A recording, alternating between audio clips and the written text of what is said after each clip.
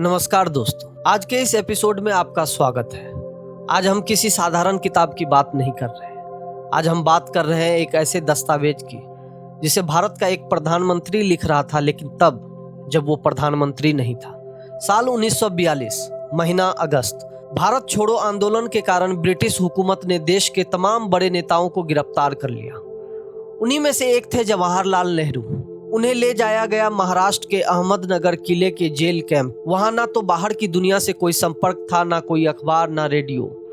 चारों तरफ सिर्फ खामोशी थी। उस खामोशी में नेहरू ने कलम उठाई। अप्रैल 1944 से सितंबर 1944 के बीच महज 5 महीनों के भीतर उन्होंने 500 से ज्यादा पन्नों का एक महाकाव्य लिख डाला। नाम था the discovery of India, Bharat की खोज। आज के इस एपिसोड में हम सिर्फ इस किताब का सारांश नहीं समझेंगे, हम नेहरू जी के चश्मे से सिंधु घाटी की सभ्यता से लेकर ब्रिटिश राज तक के सफर को जिएंगे। हम जानेंगे कि एक ऐसा इंसान जिसकी पढ़ाई लिखाई पश्चिम में हुई, जो खुद को एक विदेशी आलोचक की तरह देखता था, उसने अपने भीतर के भारतीय को कैसे खोजा। किताब की शुरुआत इतिहास से नहीं होती, शुरुआत होती है नेहरू जी की तत्कालिक मानसिक स्थिति से। अध्याय 1 में वे लिखते हैं, ये उनकी 9वीं जेल यात्रा थी। वे जेल के सूनेपन को दूर करने के लिए बागवानी करने लगते हैं। वे पत्थरों और मलबों से भरी मिट्टी को खोदते हैं, फूलों के पौधे लगाते हैं। वे लिखते हैं कि समय को काटने का इससे खूबसूरत तरीका नहीं हो सकता कि आप मिट्टी में से जीवन को फूटते हुए देखें। लेकिन इस रचनात्मकता के पीछे एक गहरा व्यक्तिगत दर्द भी था। नेहरू जी हमें ले जाते हैं अतीत में, साल 1935 के दौर में, स्विट्जरलैंड के वार्डेनवाइलर और लॉजेंस शहरों में। उनकी पत्नी कमला नेहरू टीबी की बीमारी से जूझ रही थी। नेहरू जी लिखते हैं कि कैसे वे अपनी पत्नी को धीरे धीरे अपने हाथों से दूर जाते देख रहे हैं। वो दर्द, वो लाचारी, भारती जी के गुनाहों का देवता की विरह की तरह यहाँ भी एक गहरा अवसाद है। 1936 में कमला की मृत्यु हो जाती है। नेहरू जी टूट जाते हैं। वे लिखते हैं कि कमला की मौत के बाद वो खुद को बिल्कुल अकेला महसूस करने लगे, लेकिन इसी अकेलेपन और दर्द ने उन्हें एक नया रास्ता दिखाया, द क्वेस्ट, यानी तलाश। वे सोचने लगे कि जिस भारतीय की आज़ादी के लिए वे अपनी पूरी जिंदगी, अपना परिवार दांव पर लगा रहे हैं, वो भारत असल में क्या है। क्या वो सिर्फ एक जमीन का टुकड़ा है?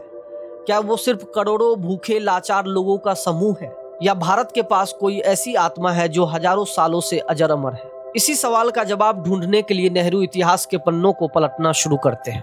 अब हम कहानी के उस हिस्से में हैं जहां नेहरू करीब 5000 साल पीछे जाते हैं। वे शुरुआत करते हैं सिंधु घाटी की सभ्यता से। नेहरू जी एक बहुत खूबसूरत बात कहते हैं। वे कहते हैं कि जब वे मोहनजोदाड़ो के खंडरों को देखते हैं तो उन्हें यह देखकर हैरत होती है कि आज से 5000 साल पहले भी भारत में एक बेहद आधुनिक, धर्मनिरपेक्ष और नागरिक केंद्रित सभ्यता मौजूद थी। वहाँ शानदार सड़कें थी, ड्रेनेज सिस्टम था, दुकानें थी। यानी भारत अपनी शुरुआत में ही कोई पिछड़ा हुआ देश नहीं था, बल्कि वो आधुनिकता का शिखर था। इसके बाद आता है आर्यों का आगमन। नेहरू जी यहाँ स्थापित इतिहासकारों की राय रखते हैं कि उत्तर पश्चिम से आर्य भारत में आए। वे द्रविड़ सभ्यता के साथ मिले और यहीं पर नेहरू अपनी सबसे बड़ी थ्योरी देते हैं, जिसे आज हम सब जानते हैं, विविधता में एकता, यूनिटी इन डाइवर्सिटी। वे लिखते हैं, भारत की ये खासियत रही है कि यहाँ जो भी आया, चाहे वो हमलावर बन के आया या शरणार्थी बनकर, भारत ने उसे अपने भीतर सोख लिया। भारत एक ऐसा महासागर है जिसमें नदियां आकर अपना वजूद खो देती है, उस महासागर का हिस्सा बन जाती है। नेहरू, जो खुद को एक नास्तिक या संशयवादी मानते थे, वे वेदों के बारे में क्या सोचते थे?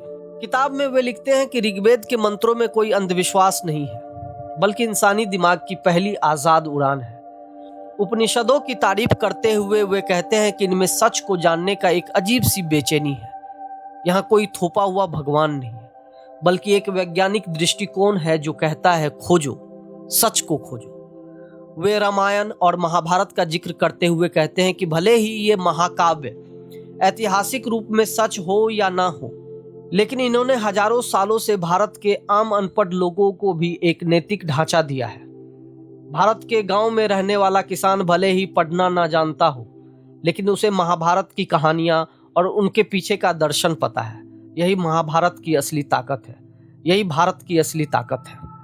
जैसे जैसे वक्त आगे बढ़ता है, भारत में सामाजिक रूढ़िवादिता बढ़ने लगती है, जाति प्रथा कठोर होने लगती है, और तभी इस रूढ़िवादिता के खिलाफ भारत की जमीन से 2 महान विद्रोह उठते हैं।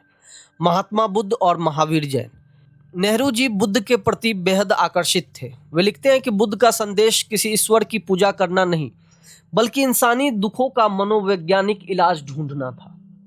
बुद्ध ने तर्क पर जोर दिया। नेहरू को बुद्ध की माध्यम मार्ग की फिलॉसफी बहुत पसंद थी, क्योंकि नेहरू खुद भी अपने जीवन में उग्रवाद के खिलाफ थे।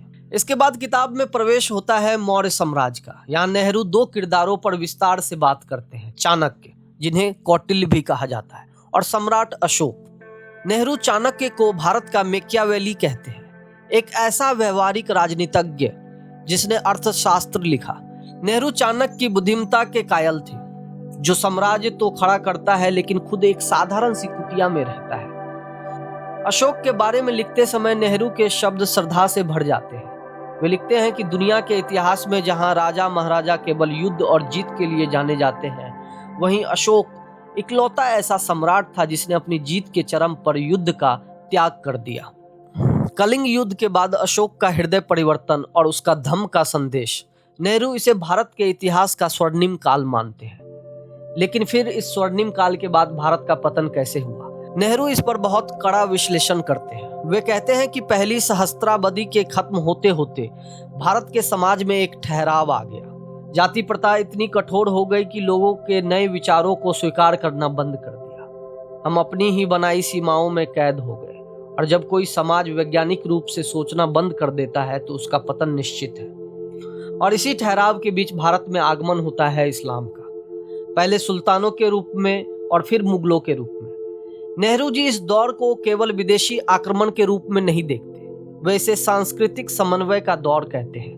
वे लिखते हैं कि इस्लाम के आने से भारत के ठहरे हुए पानी में एक हलचल हुई, एक नई वास्तुकला, नई भाषा और नया संगीत पैदा हुआ। यहाँ नेहरू दो मुगल बादशाहों की तुलना करते हैं जो बहुत दिलचस्प है। नेहरू अकबर को भारतीय राष्ट्रवाद का जनक जैसा मानते हैं। वे लिखते हैं कि अकबर ने समझ लिया कि भारत पर केवल ताकत के बल पर राज नहीं किया जा सकता। उसने दीने इलाही के जरिए हिंदुओं और मुसलमानों को जोड़ने की कोशिश की। अकबर का सपना एक यूनिफाइड इंडिया का था, लेकिन इसके विपरीत नेहरू औरंगजेब की आलोचना करते हैं। वे लिखते हैं कि औरंगजेब ने इतिहास की घड़ी को पीछे घुमाने की कोशिश की। उसने धार्मिक कट्टरता दिखाई, जिससे मुगल साम्राज्य की जड़ें कमजोर हो गई और वो बिखर गया। इसी दौर में नेहरू कबीर, गुरु नानक और अमीर खुसरो जैसे संत और कवियों की भी बात करते हैं, जिन्होंने धर्म की दीवार को तोड़कर आम जनता को आपस में जोड़ा। मुगल के पतन के बाद भारत उस दौर में पहुंचता है जिसने हमारे आधुनिक इतिहास को बदल कर रख दिया, ब्रिटिश ईस्ट इंडिया कंपनी और ब्रिटिश राज। नेहरू यहाँ ब्रिटिश हुकूमत पर बहुत तीखा हमला करते हैं। वे लिखते हैं कि अंग्रेज भारत में केवल राज करने नहीं आए थे, वे भारत को लूटने आए थे। उन्होंने भारत के समृद्ध कपड़ा उद्योग को जानबूझकर तबाह किया ताकि ब्रिटेन के लंकाशायर की मिलों को फायदा पहुंचाया जा सके। भारत जो कभी दुनिया का सबसे बड़ी अर्थव्यवस्था में था, उसे अंग्रेजों ने एक गरीब, लाचार और कृषि पर निर्भर देश बना दिया। लेकिन इसी अंधेरे के बीच भारत का राष्ट्रवाद अंगड़ाई लेता है। नेहरू जिक्र करते हैं राजा राम मोहन राय का, जिन्हें वे आधुनिक भारत का अग्रदूत कहते हैं। फिर 1857 की क्रांति और अंततः भारतीय राष्ट्रीय कांग्रेस का गठन। किताब का सबसे भावुक और जादुई हिस्सा वो है जहां नेहरू अपने राजनीतिक गुरु महात्मा गांधी के बारे में लिखते हैं। नेहरू लिखते हैं, और फिर गांधी आए। वे किसी शक्तिशाली तूफान की तरह नहीं, बल्कि वे ताजी हवा के झोंकों की तरह थे, जिसने हमारे फेफड़ों में जान फूंक दी। वे उस रोशनी की तरह थे जो अंधेरे को चीर देती है। उन्होंने हमारे भीतर के डर को खत्म कर दिया। नेहरू खुलकर स्वीकार करते हैं कि उनके और गांधी के विचारों में बहुत अंतर था। गांधी जी ग्रामीण अर्थव्यवस्था और धर्म पर जोर देते थे, जबकि नेहरू आधुनिक विज्ञान, समाजवाद और फैक्ट्रियों के पक्षधर थे।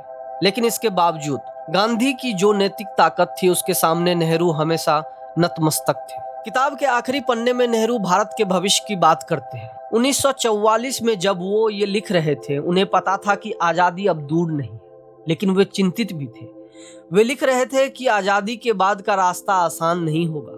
भारत को एक तरफ पश्चिम से विज्ञान और तकनीकी सीखनी होगी, लेकिन दूसरी तरफ अपने अतीत के उस गौरव को, अपनी आत्मा को भी बचा कर रखना होगा। नेहरू लिखते हैं, भारत मेरे खून में बसा है। मैं इसे एक दोस्त की तरह भी देखता हूँ और एक आलोचक की तरह भी। इसकी कमियों पर मुझे गुस्सा आता है, लेकिन इसकी महानता पर मुझे गर्व है। तो दोस्तों, आज हम द डिस्कवरी ऑफ इंडिया को पलटते हैं तो हमें समझ आता है कि भारत कोई आज का बना देश नहीं है। ये एक विचार है जो हजारों सालों से चला आ रहा है। ये एक ऐसा लचीला देश है जो टूटता है, बिखरता है, लेकिन हर बार अपनी राख से दोबारा उठ खड़ा होता है। चलते चलते नेहरू जी के इस किताब की आखिरी पंक्तियों में से एक विचार आपके पास छोड़े जाता हूँ। हम इतिहास के एक ऐसे मोड़ पर खड़े हैं जहां चुनाव हमारा है, अतीत हमारा आधार है, वर्तमान हमारा कर्म क्षेत्र है और भविष्य हमारा लक्ष्य। आपको नेहरू जी की भारत की खोज का ये सफर कैसा लगा? क्या आपको लगता है कि आज का भारत उस सपने के करीब है जो अहमदनगर की जेल में बैठकर देखा गया था? हमें अपना विचार जरूर बताइए। अगले एपिसोड में मिलेंगे किसी और महान किताब और उसके पीछे की कहानी के साथ। तब तक के लिए सुनते रहिए, पढ़ते रहिए। नमस्कार।